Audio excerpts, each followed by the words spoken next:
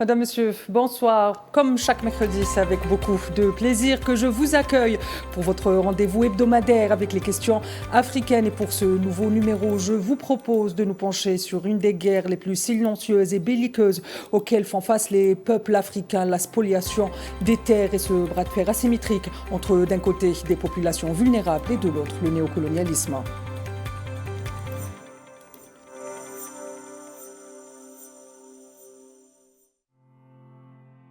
Je vous le disais à l'instant, c'est un phénomène qui ne dit pas ses noms, mais qui poursuit avec une violence froide la logique coloniale d'hier sous des traits nouveaux, ceux de la mondialisation, du libre-échange et des investissements. Autrement dit, le développement selon les standards de domination, où croissance économique rime avec exploitation et progrès avec dépossession. Aujourd'hui, ce ne sont plus des baïonnettes, mais des contrats opaques et les injonctions de la Banque mondiale qui arrache la terre aux peuples africains. Des millions d'hectares sont bradés à des multinationales, des fonds souverains ou des puissances étrangères avec la complicité parfois de régimes relais qui préfèrent tronquer la souveraineté arrachée par les mouvements anticoloniaux. Cela dit, la résilience des peuples n'a pas dit son dernier mot à travers tout le continent et même ailleurs. Des voix s'élèvent et s'organisent. Vivre, c'est refuser de voir la terre-mère mourir.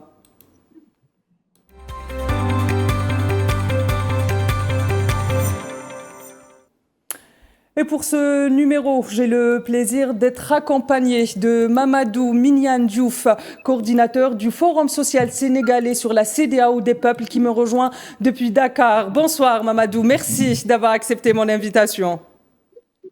Bonsoir, madame, et bonsoir à tous ceux qui vous écoutent à travers le monde et dans les différents pays africains. J'ai également le plaisir d'être accompagné de Ili, poète militant de l'association Survie, qui est une association qui se bat contre la France-Afrique et qui me rejoint depuis Paris. Bonsoir Eli, merci d'avoir accepté notre invitation. Merci à vous pour cette invitation et merci beaucoup. Alors, comme je le dis souvent, l'Afrique, c'est le continent des valeurs. Et pour ceci, je commence avec l'aîné de mes invités, Mamadou Mignane Diouf. Et bien évidemment, une minute pédagogique, si on veut dire cela comme ça, s'impose à nous. Mignane, est-ce que vous pouvez nous expliquer qu'est-ce que l'accaparement des terres aujourd'hui en Afrique et pourquoi ce phénomène devient alarmant et il est urgent de le prendre en charge et d'en parler? Et je vous remercie. Le phénomène d'accaparement des terres est un mécanisme d'exploitation de domination néocoloniale que les pays du Nord ont adopté au lendemain de la crise alimentaire de 2007-2008, suivi de la crise énergétique de 2009, où subitement on s'était rendu compte qu'il y avait donc la nécessité d'aller vers le mix énergétique. Et pour cela, donc, les dirigeants européens avait recommandé aux hommes d'affaires de l'Europe d'aller cultiver quelque chose comme les jatropha quelque part dans le monde pour nous permettre d'aller vers le mix énergétique, mais en même temps cultiver des céréales alimentaires pour pouvoir répondre aux besoins, à la demande du marché européen en général, qui connaissait quelques difficultés de déficit alimentaire. Voilà comment c'est parti. Donc, depuis lors, les multinationales du Nord ont envoyé les pays du Sud en général, particulièrement ceux de l'Afrique, au Sénégal, en Sierra Leone, au Cameroun, au Mali, au Burkina, etc. Donc, qui, pour pouvoir disposer de quelques centaines de milliers d'hectares pour cultiver ou des céréales ou des légumes, mais encore pour cultiver du biocarburant, pour permettre à l'Europe de pouvoir combler les gaps qu'il avait à ce niveau-là. C'est comme ça donc que c'est parti ce phénomène de l'accaparement des terres et qui en vérité se résume à une tentative nouvelle néocoloniale d'occuper les espaces agricoles africains parce que l'Afrique détient environ 60% des réserves mondiales de terres arables. Et comme l'agriculture africaine, c'est l'agriculture familiale, et souvent on considère qu'ils n'ont pas suffisamment de moyens pour pouvoir cultiver ces terres. Bien, je passe à vous. Elie, votre association vient de publier un article, un long article qui revient justement sur l'accaparement des terres en Afrique du Nord, notamment en Tunisie, avec le phosphate et la pollution. Est-ce que vous pouvez nous expliquer comment est-ce qu'aujourd'hui le fait d'exploiter du phosphate et de produire de l'hydrogène vert finalement conduit à l'appropriation de terres et à la pollution? Alors, juste, je vais présenter un tout petit peu l'association Survie. Survie, c'est une association française qui lutte contre le néocolonialisme français en Afrique sous toutes ses formes, ce qu'on appelle la France-Afrique. Et on milite aussi contre des situations toujours coloniales, comme en Calédonie ou à Mayotte, où l'île de Mayotte n'est toujours pas restituée à la République des Comores depuis les années 70. On a une vingtaine de groupes locaux et donc on milite un peu sur ce type de questions. Et effectivement, là, on a publié une étude, on publie régulièrement des recherches, des études. On a une collection qui s'appelle Les Dossiers Noirs, où on édite des recherches sur des questions qui concernent le néocolonialisme français. Et là, effectivement, une sortie de recherche qui concerne deux aspects un peu du néocolonialisme français. L'étude, elle cible un peu spécifiquement la Tunisie, mais un peu plus largement aussi l'Afrique du Nord. Sur deux aspects, un peu sur deux industries. Premièrement, l'industrie du phosphate, qui est beaucoup présente en Tunisie et au Maroc, et aussi au Sahara occidental, et sur les nouveaux projets d'hydrogène vert. Donc, dans les deux cas, c'est des multinationales européennes qui, depuis l'époque coloniale, sont présentes et ont maintenu un certain nombre d'activités. Dans le cas du phosphate, l'industrie du phosphate, elle a été créée à la fin de la période coloniale pour les besoins de l'agro-industrie, donc pour les besoins de l'agriculture européenne et mondiale. Cette industrie, elle a été maintenue, elle a été continuée à être développée par les États indépendants. Et aujourd'hui, c'est une industrie qui pollue massivement les terres, que ce soit en Tunisie ou au Maroc. Et ce qu'on voit pour l'hydrogène, pour avancer un peu rapidement, l'industrie de l'hydrogène, c'est une nouvelle industrie qui est lancée parfois par les mêmes compagnies, les compagnies nationales en lien avec des multinationales, et qui va servir à produire de nouveau des engrais, parce que l'hydrogène se transforme en ammoniac, et aussi à produire massivement du carburant, parce que l'Europe cherche à s'émanciper de sa dépendance au gaz russe, et donc elle cherche des nouvelles sources d'énergie. Et comme c'est très cher de produire de l'énergie, l'Union européenne a officiellement, dans ses rapports, identifié l'Afrique du Nord et beaucoup de pays d'Afrique du Nord, dans tous les pays d'Afrique du Nord, peut-être à part la Libye, comme une zone où les coûts sont intéressants pour produire de l'hydrogène. C'est des projets donc, qui rassemblent des multinationales qui sont bien connues, comme Total pour la France, Eni pour l'Italie, des entreprises qui sont dans le domaine de l'électricité en Allemagne, en Autriche, les banques de coopération allemandes, autrichiennes, françaises, etc. Et donc, c'est des centaines d'hectares de terre qui sont en train d'être expropriés en Tunisie, au Maroc, au occidental, pour pouvoir produire de l'hydrogène. Et l'hydrogène, c'est un processus qui est simple. Justement, c'est des panneaux solaires, de l'hydrogène. Pardon. Elie, vous parlez du Sahara occidental. Est-ce qu'on peut considérer aujourd'hui que le revirement de la position du président français Emmanuel Macron a un rapport justement à avoir avec ces richesses du Sahara occidental qui est riche en phosphate et elle peut, avec la France qui exploite en Tunisie, est-ce que cette idée d'exploiter également, illégalement là aussi, au Sahara occidental peut faire partie des éléments qui expliquent ce revirement? Oui, tout à fait. Il y a un lien direct entre ces liens politiques entre l'État français et les pouvoirs en place en Afrique sur ce type de projet. Vu qu'il y a eu une reconnaissance diplomatique officielle pour la France du Sahara occidental, l'État marocain a permis que ces projets s'accélèrent. Il y avait déjà au préalable depuis quelques années des projets qui avaient été lancés notamment dans la région de Guelmim Noun au Maroc. Et avec la visite fin 2024 d'Emmanuel Macron et de toute une délégation française qui comprend des banques, l'Agence française de développement, pas mal d'entreprises, le Maroc a permis l'accélération de ces projets et a permis que ces projets s'installent et utilisent les terres du Sahara occidental. Et ça, on voit qu'il y a un lien entre la reconnaissance par la France de la souveraineté du Maroc sur le Sahara et l'accélération de ce projet. C'est bien clair. Très bien, Miniane. Est-ce que aujourd'hui, pour certains observateurs, notamment occidentaux aujourd'hui, si l'Afrique souffre de l'accaparement des terres, c'est dû essentiellement à son économie locale. Que pensez-vous de cette remarque? Je me rappelle avoir invité Versha Dakar quand il était à la tête de Survie. Et il a fait un bon séjour ici avec nous, a animé des conférences sur ces questions-là, paix à son âme. Donc, toutes mes amitiés à suivi. En fait, ce que vous dites, c'est plus ou moins vrai. La situation actuelle du monde, nous sommes dans une mondialisation néolibérale d'accaparement et d'exclusion des couches vulnérables et des couches pauvres. Donc, voilà pourquoi les grandes puissances, les hommes et les femmes qui détiennent les richesses du monde, considèrent que tout est achetable, que la vie même peut être achetée. La terre, l'eau, les biens communs. Par conséquent, ils se promènent dans les terres africaines pour voir là où il y a des ressources, des minerais, des mines, de l'or, de l'eau, ou bien là où il y a des terres fertiles où ils peuvent cultiver, et que par conséquent, dès que c'était avec la complicité, bien sûr, des dirigeants africains qui tombent aussi dans le jeu de la corruption, de la possibilité, mais bonjour les dégâts, et ces hommes, ces multinationales, achètent bien sûr donc ces terres-là. Vous voyez ce qui se passe à RDC, qui est lié aussi bien sûr aux richesses minières qui a sur place. Les problèmes que nous vivons dans le Sahel, qui ont fini par décomposer la CEDEAO aujourd'hui, mais c'est parce que aussi dans ces zones du Sahel, il y a énormément de richesses minières dans le sol et dans le sous-sol.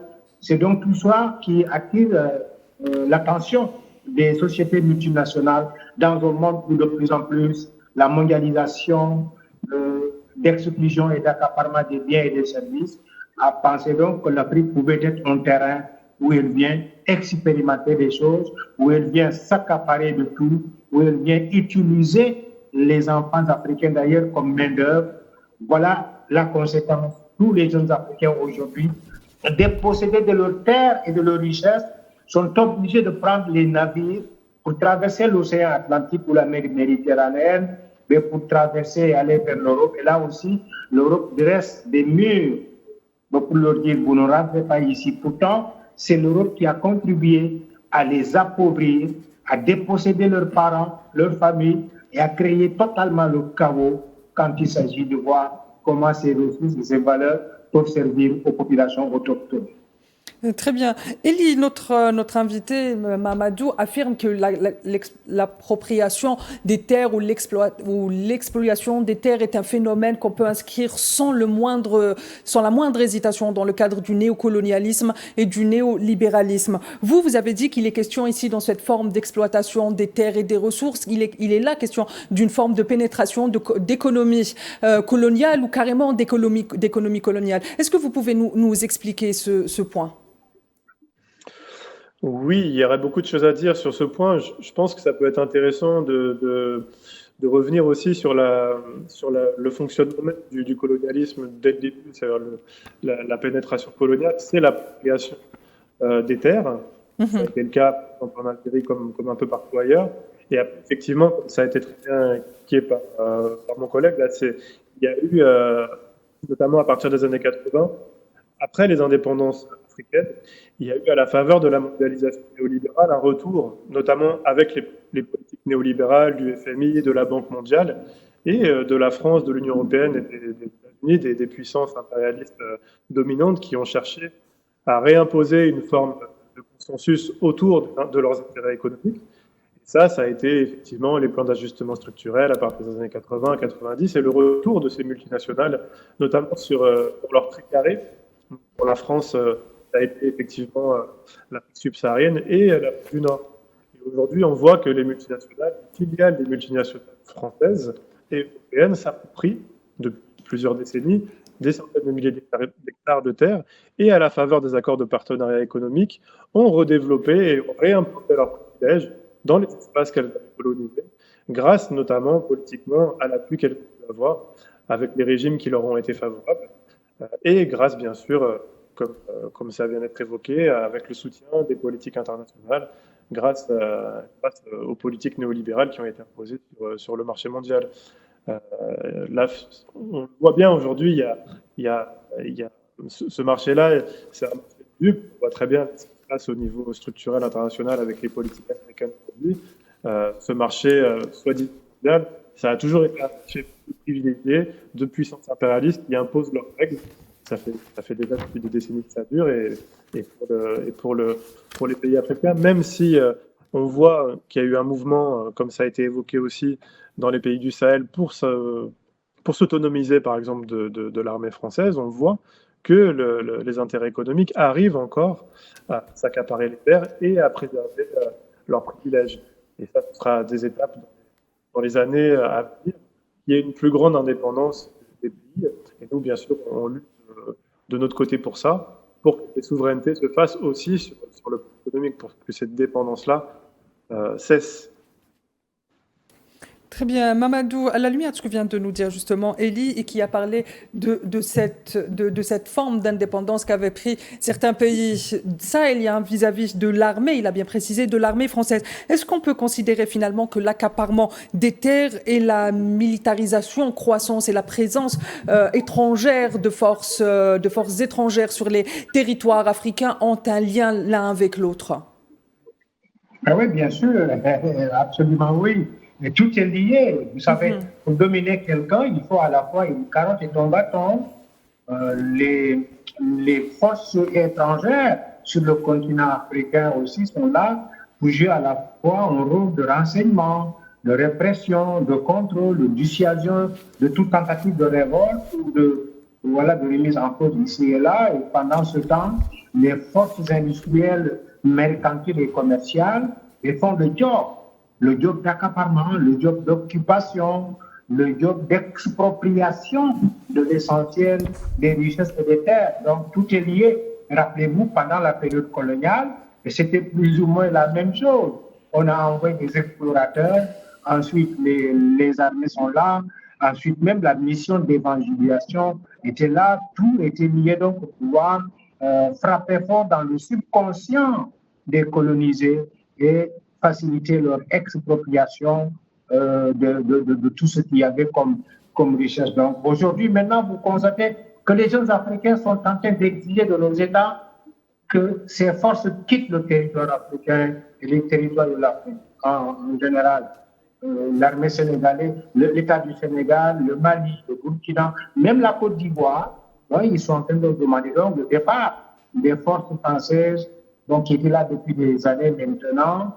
Mais parce que, bien sûr, pour pouvoir mieux dominer quelqu'un, c'est vrai, il faut agir sur le subconscient, il faut lui arracher tout ce qu'il y a de bien, mais aussi il faut savoir le contrôler, le dissuader pour toute tentative de révolte, de remise en cause de sa présence. C'était ça donc la combinaison armée, investissement déclaré, et aussi donc occupation diplomatique et militaire pour anéantir davantage les États et disposer de tout ce qu'ils ont comme bien et comme ressources. Tout est lié en vérité.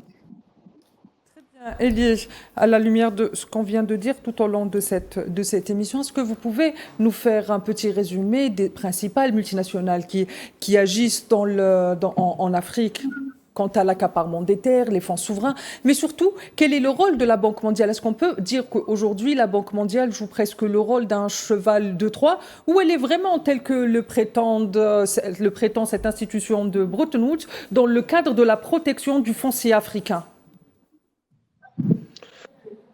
Alors, il y a beaucoup de questions là. La première, il y a deux questions. On va essayer de commencer une par une. La première, c'est est-ce que vous pouvez nous faire une liste un peu exhaustive sur les multinationales, les pays qui sont aujourd'hui coupables d'accaparement des terres et de spoliation de terres nourricières? Parce que il est bien question de terres nourricières.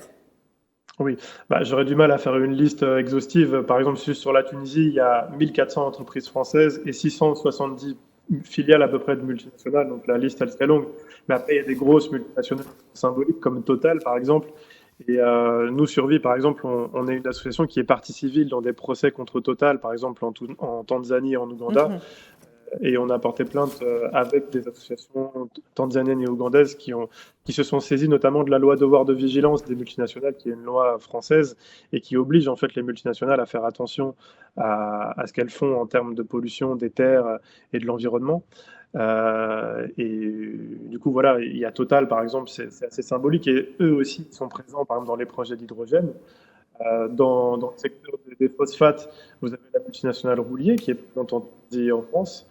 Et après, bon, par exemple, aujourd'hui, dans la société française, on se mobilise aussi beaucoup contre une multinationale qui est bien connue, qui est Bolloré. Et Vincent Bolloré, c'est à la fois un colon, un néocolon en Afrique, et c'est une figure de l'extrême droite française. Donc on voit très bien, nous, qu'il y a un lien qui est très fort entre le néocolonisme français en Afrique et les plus réactionnaires de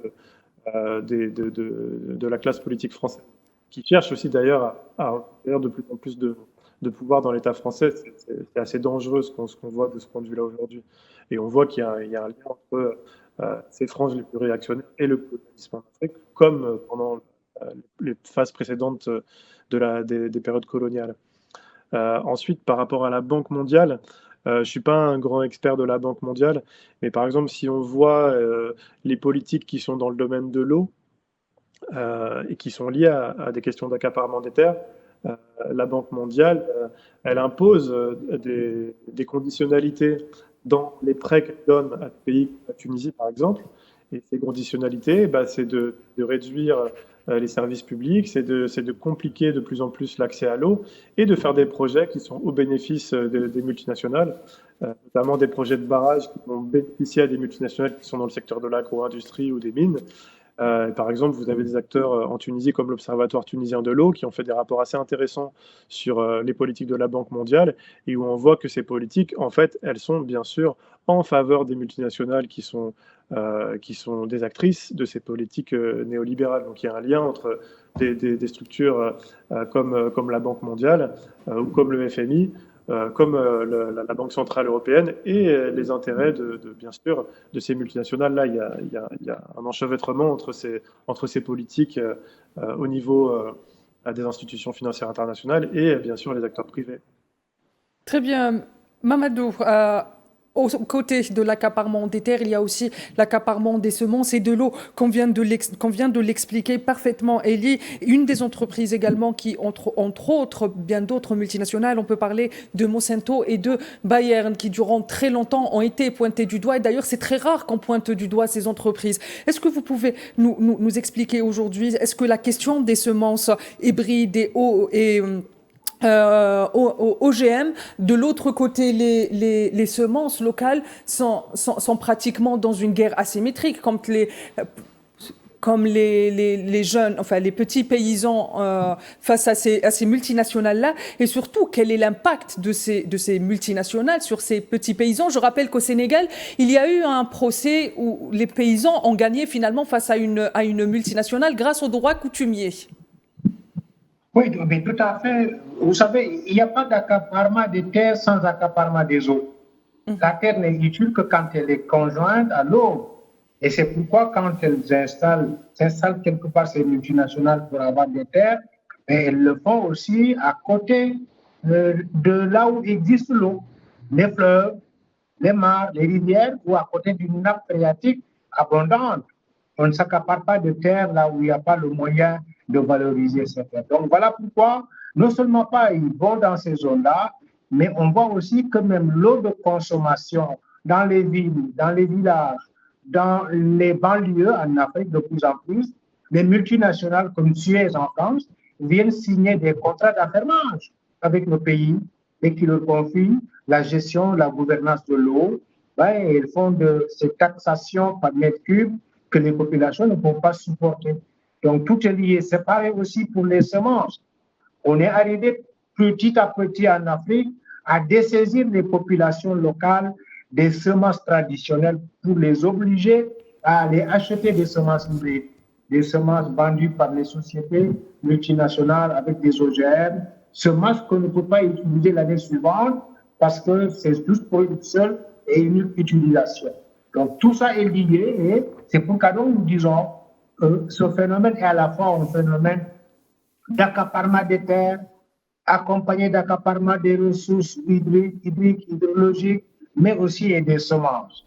Quand on n'a plus les terres et qu'on ne peut plus avoir de semences, mais quand aussi l'accès à l'eau devient problématique parce que quelqu'un d'autre contrôle l'accès à l'eau, mais forcément on est totalement dessaisi. On est totalement dessaisi en Afrique et donc ces dessaisissements font que la pauvreté s'accentue. La vulnérabilité des jeunes, des femmes, des paysans s'accentue et les batailles continuent. Face à cela, en 2014, lors du Forum social africain, nous avions installé ce qu'on appelle la convergence africaine contre l'accaparement des terres, accaparement de l'eau et des semences. Cette convergence est aujourd'hui basée à Bamako avec un comité de coordination animé par un jeune frère qui s'appelle Massa et nous continuons à dénoncer à nos bas. D'ailleurs, nous préparons le Forum social ouest-africain le mois de juin prochain et la gestion des ressources naturelles consiste à la grande thématique centrale sur laquelle nous allons travailler pour continuer à dénoncer ce forcing, ce néocolonialisme, cette expropriation dont les populations africaines sont victimes. Donc oui, eau, semences, terre, on les a arrachées à nos populations, mais pour facilement donc permettre de leur dire laissez-nous vous nourrir, ne faites plus de fatigue ou d'investissement important, attendez que le marché vous nourrisse. Et tout peuple qui attend sa nourriture de notre peuple, ce peuple est en danger. Très bien, Mamadou Mignane Diouf. Je me permets de vous arrêter ici pour lancer une courte page publicitaire et on se retrouve tout de suite après.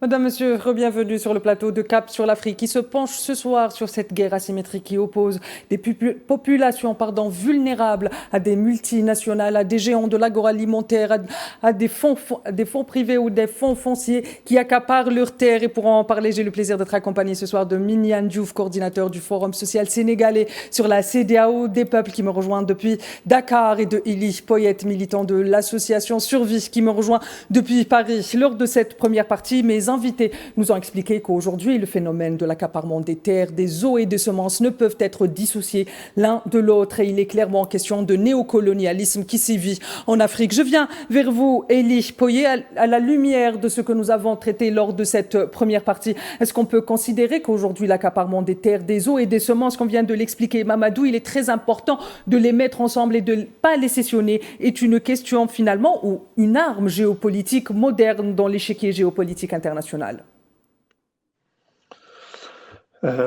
Oui, bien sûr. Ces intérêts-là, ils continuent de faire partie des intérêts que des pays comme la France et d'autres pays impérialistes cherchent à maintenir. Effectivement, ce triptyque, il est assez pertinent. Les terres, l'eau, les semences, on pourrait trouver aussi d'autres aspects. Mais ça, c'est assez intéressant et on voit effectivement qu'il y a des formes de dépendance qui se maintiennent dans le commerce mondial avec l'accès donc, de ces filiales, de ces multinationales aux terres, l'accès à l'eau, le contrôle des normes. Donc, les semences, typiquement, c'est le contrôle des normes, et ça, il y a des accords de partenariat qui imposent ces normes-là. Et le néocolonialisme, c'est tout à fait ça, quoi. C'est la reproduction de ces rapports de domination. Et je pense que ce qu'il est intéressant, important de préciser, c'est qu'on a évoqué tout à l'heure le fait que les intérêts militaires, par exemple l'armée française dans certains pays d'Afrique, aujourd'hui aient été obligés de partir sous la pression des peuples, mais les intérêts économiques continuent de se maintenir. Et même si, par exemple, pour des pays comme la France, il y a une concurrence, une forme de concurrence avec d'autres puissances régionales ou sous-régionales ou internationales, ces intérêts-là, ils continuent de se maintenir parce que le modèle, en fait, le modèle capitaliste continue de s'imposer à ces pays-là. Il y a une hiérarchie dans ce système. Les pays impérialistes dominants imposent leur modèle aux pays du Sud, en l'occurrence aux pays d'Afrique. Et ce qui a fait le socle en fait de ce néocolonialisme, c'est pendant des décennies un système comme la France-Afrique et au préalable la période coloniale. Tout le système sur lequel repose aujourd'hui l'économie mondiale, c'est l'économie néocoloniale. Et ça, en fait, ça va mettre du temps à se déconstruire. Certes, l'armée française, elle est partie de certains pays, mais elle se maintient dans d'autres. Ça veut dire que c'est loin d'être la fin du système france-africain.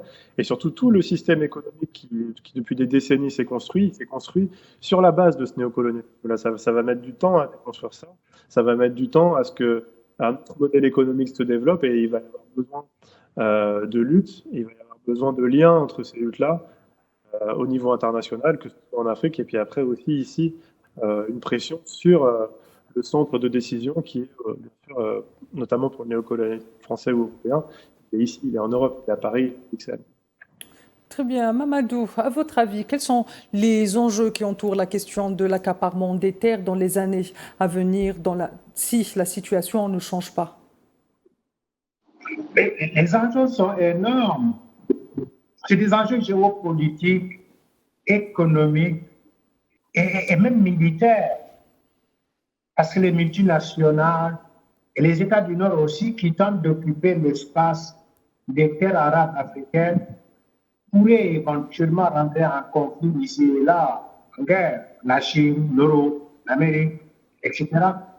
Mais aussi des enjeux géomilitaires si on tient compte de tout ce qui se passe aujourd'hui en termes de géopolitique dans le Sahel, dans les pays subsahariens et un peu dans le globe avec les guerres que vous voyez ici et là. Je pense que les enjeux sont à la fois économiques, géopolitiques, militaires, mais à la fois des enjeux de recolonisation ou de redomination progressive des pays africains qui vont être dépossédés de tout ce qu'ils ont de plus important, les terres, les semences et l'eau.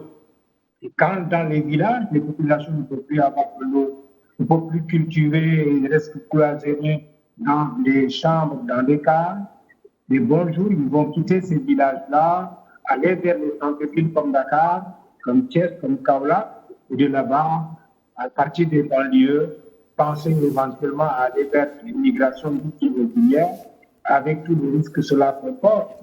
Et géopolitique aussi, parce que parmi ces populations désœuvrées, il y a la facilité de recrutement pour les mouvements de rébellion, soit-il de la rébellion islamiste ou de la rébellion organisée dans les États.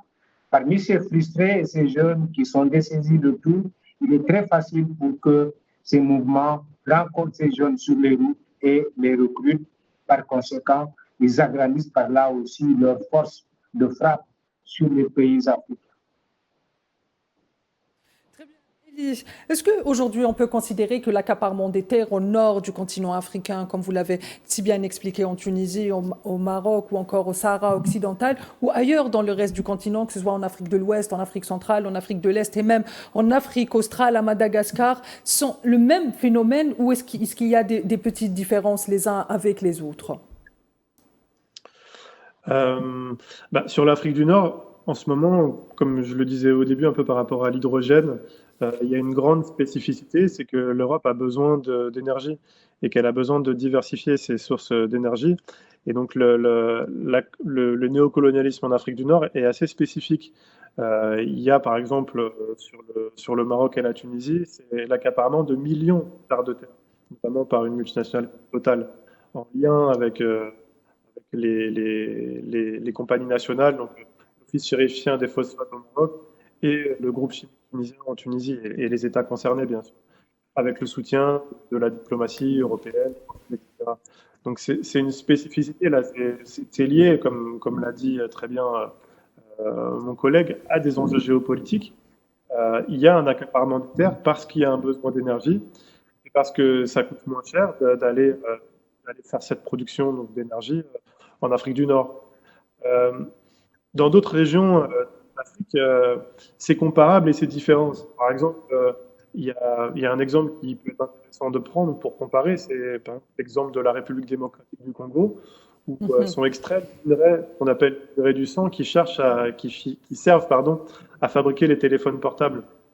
Donc c'est pareil, c'est une ressource qu'on va chercher dans des régions lointaines en Afrique où c'est produit la matière première extraite à très bas coût, en exploitant et en massivement les terres, en exploitant la main-d'œuvre.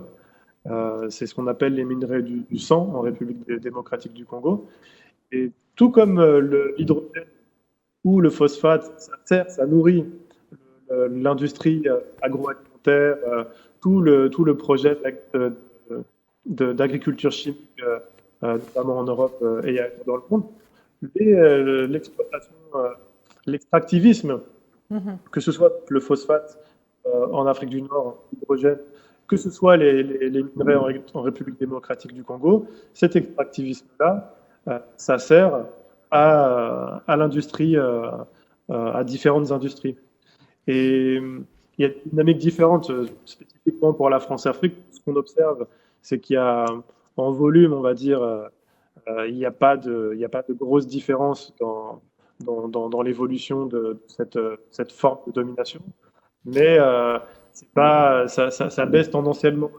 Les intérêts de la France dans certaines zones, notamment l'Afrique subsaharienne, ont tendance à reculer. Mais les profits de multinationales, eux, ne reculent pas. Et dans certaines zones, on le voit, là j'ai pris l'exemple, la RDC ou l'Afrique du Nord, il y a des formes de recolonisation ou de maintien très fort, très important de la domination et de l'exploitation des terres. Elie, vous parlez d'hydrogène vert et aujourd'hui l'hydrogène vert est présenté comme étant une énergie qui est verte et propre par rapport aux autres énergies fossiles, alors que vous expliquez clairement que ce n'est pas le cas. Est-ce que vous pouvez éclairer justement nos téléspectateurs pourquoi est-ce qu'aujourd'hui, en plus de l'accaparement, il y a aussi ce souci de pollution de l'hydrogène vert qui n'est absolument pas propre comme on veut bien nous le présenter? Oui. Tout simplement, il y a un exemple qu'on peut prendre sur l'hydrogène. L'hydrogène dit vert, on l'utilise pour fabriquer de l'ammoniac, des engrais ou du carburant. On l'utilise de plus en plus comme ça. Ça fait par exemple circuler les bateaux qui portent les conteneurs, là, les gigantesques bateaux en mer Méditerranée. Et l'hydrogène, donc on le transforme en ammoniac. Et l'ammoniac, c'est le nitrate d'ammoniac, très exactement. C'est ça qui a causé l'explosion du port de Beyrouth en 2021 et qui a fait plus de 200 morts. C'est une substance très dangereuse, très explosive, et c'est une substance qui est plusieurs centaines de fois plus polluante. C'est un gaz à effet de serre, ça provoque un gaz à effet de serre plusieurs centaines de fois plus polluante que le CO2, dès qu'il y a la moindre fuite. Donc c'est absolument pas vert. Quand on dit que c'est vert, c'est que quand on le consomme, quand il est brûlé, ça n'émet pas de CO2 quand il est brûlé. Mais il suffit qu'il y ait une fuite, ou il suffit bien sûr qu'il y ait une catastrophe comme il y en a déjà eu, pour que ça provoque un effet de serre beaucoup plus important que le CO2, voire des catastrophes quand il est mal stocké. Et on sait par exemple que dans les endroits où il est stocké, il y a souvent des fuites. Il n'y a pas toujours des explosions comme des routes, mais il y a souvent des fuites. Et donc ça crée de la pollution et ça crée potentiellement des accidents.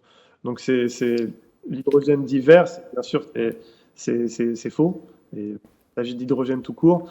Et les projets qui sont, pour préciser aussi, pour terminer là-dessus, en Tunisie ou au Maroc ou ailleurs, c'est des projets qu'on dit des projets pilotes. Ils sont en train de tester, les multinationales qui sont en train de mettre en production massive l'hydrogène vert, parce qu'on parle de dizaines de millions de tonnes d'hydrogène qui vont qui vont partir vers l'Europe. C'est ça, c'est ça que ces projets ils sont obligés par l'Union européenne. C'est ça, on parle vraiment de gros volumes.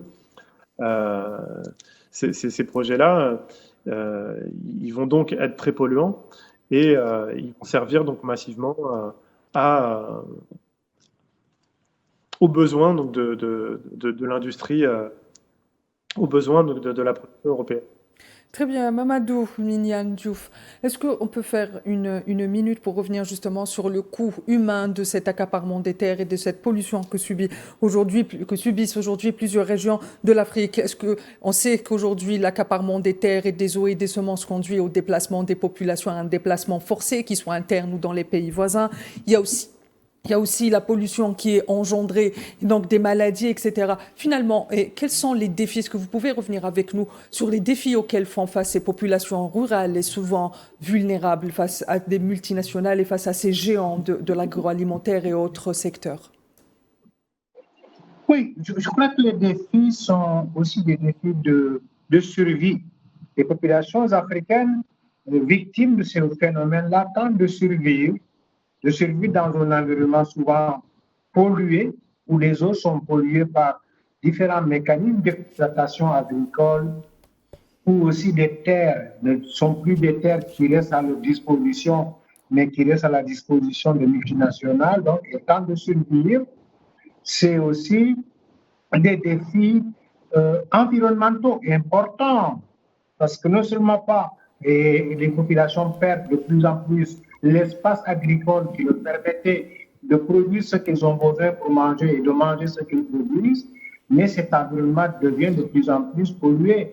Je ne sais pas si vous avez suivi récemment le débat qu'il y a au Sénégal vers la Falémé, la source qui alimente le fleuve Sénégal et le fleuve Gambie, qui est de plus en plus pollué par des phénomènes d'exploitation aurifère par des sociétés chinoises et européennes. Il a fallu d'ailleurs que l'armée sénégalaise se déplace pour aller essayer de les faire déguerpir. C'est aussi des problèmes quand on sait que la population africaine est très jeune, 65% ont moins de 25 ans. Si déjà, d'ici 5 ans ou 10 ans, elle ne peut plus disposer de terre, elle ne peut plus accéder à l'eau et aux semences, mais imaginez-vous la catastrophe humaine et humanitaire qui va se produire, alors que s'ils pensent, ces jeunes-là, s'ils pensent un seul jour qu'il faut aller donc voir ailleurs, vers les États-Unis avec ce qu'on appelle la route du Nicaragua, vers l'Europe avec la traversée par la mer Atlantique ou l'océan Atlantique, mais là aussi, vous savez ce qui les attend avec la xénophobie et le racisme qui se développent avec des régimes de plus en plus fascistes ou fascisants. Ce n'est plus seulement des régimes qui répriment, mais à la fois fascisants. Donc, voilà pourquoi le problème est très dangereux. Ça pose des perspectives pleines d'incertitudes pour les jeunes Africains qui non seulement pas ne peuvent plus disposer de nos ressources, mais sont acculés, sont pratiquement harcelés ici et là, et le peu d'espace qui leur reste devient aussi un espace environnementalement invivable sous l'effet aussi des changements climatiques. Et voilà pourquoi nous sommes obligés de nous mobiliser pour défendre le droit à la vie, le droit à l'eau, le droit à la terre.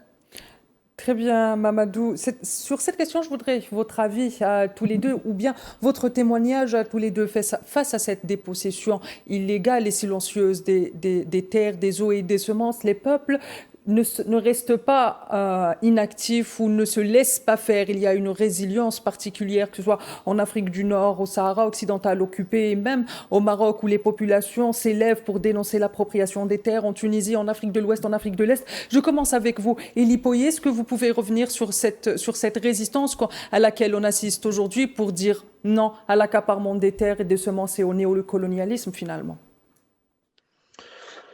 Oui, alors moi je parlerai de ce point de vue-là du pays que je connais le mieux, même si je sais qu'il y a des résistances un peu partout en Afrique sur ces questions.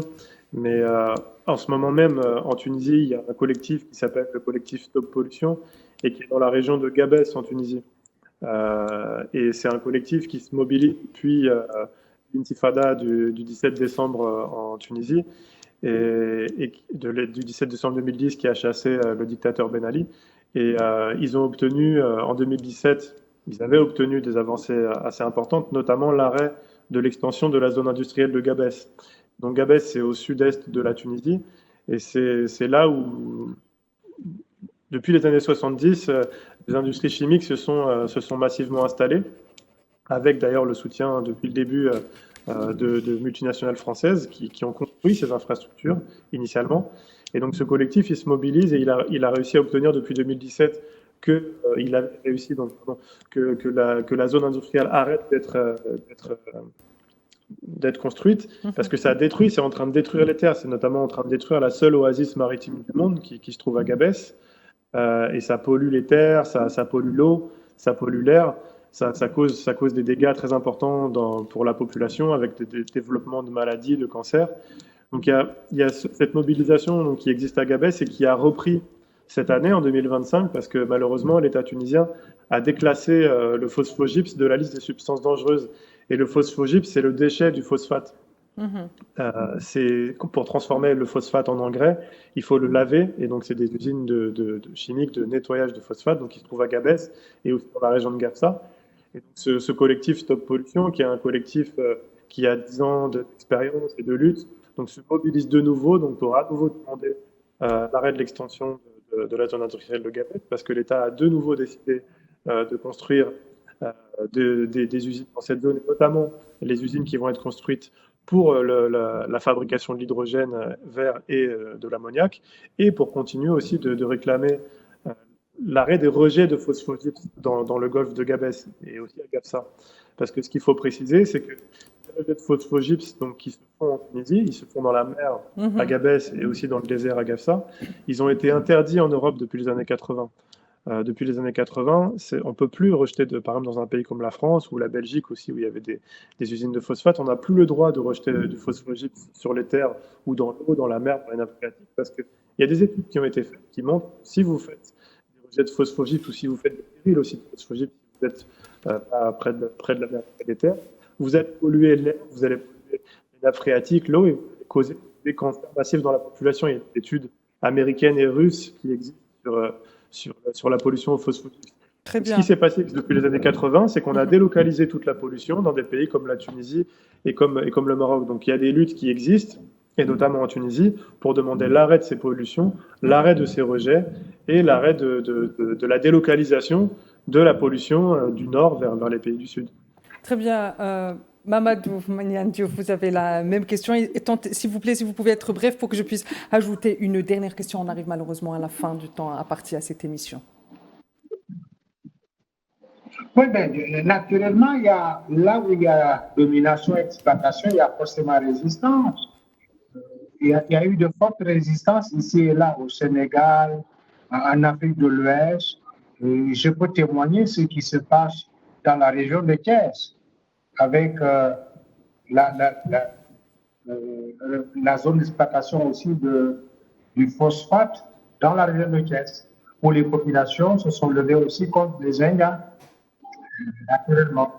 Il y a aussi d'autres cas que j'ai évoqués vers le nord, où des populations se sont levées contre des multinationales italiennes, françaises, mais qui étaient venues s'accaparer des terres là-bas et cultiver, les indiennes cultivaient donc des choses qui demandaient énormément d'eau pour pouvoir produire suffisamment. Et les populations aussi se sont organisées. C'est pareil aussi en Guinée-Conakry. Là, en témoignage, un jeune que j'ai rencontré sur les routes de la migration, je lui dis on va retourner à Dakar, et de Dakar, je me trouve le billet pour rentrer à Conakry. Mais il m'a dit je ne rentre pas à Conakry parce que mon père est décédé, mon grand frère a tenté de récupérer les terres que nous avions et il a été tué dans la lutte contre l'accaparement des terres. Ma mère a 80 ans. Et qu'est-ce que je vais faire en retournant en Guinée? Je ne peux plus vivre en Guinée parce que j'ai perdu tout ce qu'il y a qui fait la vie. Donc, vous voyez que les populations résistent, mais résister contre le monstre mondial, résister contre le monstre néolibéral, néocolonial, ce n'est jamais facile. Et tant plus qu'à l'intérieur des États, il y a des complicités qui facilitent les choses multinationales par le mécanisme de la corruption, pratiquement adapté comme moyen de disposer de tout ce que l'on veut avec l'administration de nos États. Mais oui, il y a de fortes résistances ici et là, et qui sont des résistances qui pourraient éventuellement permettre de mieux comprendre comment le phénomène se vit ici et là en Afrique jusqu'à ailleurs. Très bien, Elie Poyé, à la lumière de ce que vient de nous dire Mamadou Minian Diouf, en particulier quand il dit que les peuples aujourd'hui ne peuvent pas se battre contre le monde entier. Il y a des forces qui sont complices de ces multinationales. De votre expérience à survie, est-ce qu'on peut affirmer aujourd'hui sans hésitation que les États occidentaux sont complices de ces multinationales ou à l'encontre du droit international et à l'encontre de l'ensemble des chartes et autres institutions internationales? Oui, bien sûr qu'il y a une complicité. Et nous, c'est pour ça justement que notre mission associative, elle se place notamment dans le champ juridique et qu'on essaye de se servir des lois comme la loi sur le devoir de vigilance et qu'on est aussi devant les tribunaux en ce moment contre certaines multinationales. Et ces multinationales-là, bien sûr, qu'elles ont le soutien de l'État. Et parce que, encore une fois, ces États, ils ont mis en place des politiques structurelles depuis les années 80, comme depuis les années 90, les accords de partenariat économique, qui sont dans la continuité de cette mondialisation néolibérale et de son programme. Donc oui, il y a une complicité et il faudra appuyer autant qu'on peut de notre côté les mouvements sociaux en Afrique qui essayent de lutter contre ces structures. Et il y a des outils qui existent, même si peut-être ces outils on a du mal encore à les appliquer, mais il y a l'option du droit et les mouvements sociaux, nous on essaiera de les appuyer autant qu'on peut par la mobilisation aussi. On participe aussi à des mobilisations en France sur ces questions-là, mais notamment parce que ces entreprises, elles vont devoir payer. Là, je vois les images que vous montrez, c'est des images beaucoup de pollution de l'industrie du phosphate. Il y en a, j'ai dit, en Tunisie, au Maroc, et il y en a au Sénégal d'ailleurs, il me semble que c'est dans la région de Kaolack. Et ces multinationales, un jour, il faudra qu'elles payent, il faudra qu'il y ait des procès, il faudra qu'il y ait des réparations de tout ce qu'elles sont en train de faire. C'est des régions entières qui sont en train d'être polluées, qui sont en train d'être détruites, et il faudra qu'il y ait des compensations, il faudra qu'il y ait des procès, il faudra qu'il y ait des réparations. Très bien. Justement, cette année, le thème de l'année de l'Afrique ou de l'Union africaine, c'est la réparation des drames qu'a subi le peuple africain durant les périodes néocoloniales et pendant la période aussi de l'esclavagisme. Je viens vers vous, Mamadou Minian Diouf, pour un dernier mot et je vous préviens, sur Cap sur l'Afrique, la tradition, et que le dernier mot doit être positif. Vous avez 30 secondes. Oui, le dernier mot, oui, je crois qu'on peut saluer cette initiative de réparation, mais rien ne peut réparer le dimanche. Il est profond et date depuis 300, 400 ans. Mais c'est légitime de demander une réparation. Il faut d'abord que la réparation pousse les Européens à brièvement, qu'il y ait Mamadou. donc un crime contre l'humanité. Très bien, merci. Et des injustices. Très bien, merci. Donc, nous lançons un appel à tout le monde pour faire face à ce monde néocolonial et néolibéral. Très bien, merci. Mamadou Minian Diouf. Merci de m'avoir accompagné tout au long de ce numéro. J'ai eu également le plaisir d'avoir été accompagné de Elie Poyé, militant de l'association Survie, qui m'a rejoint depuis Paris. Quant à vous, très chers téléspectateurs, il ne me reste plus qu'à vous souhaiter une excellente suite des programmes et je vous donne rendez-vous la semaine prochaine pour une nouvelle question africaine. Et n'oubliez pas, prenez soin de vous.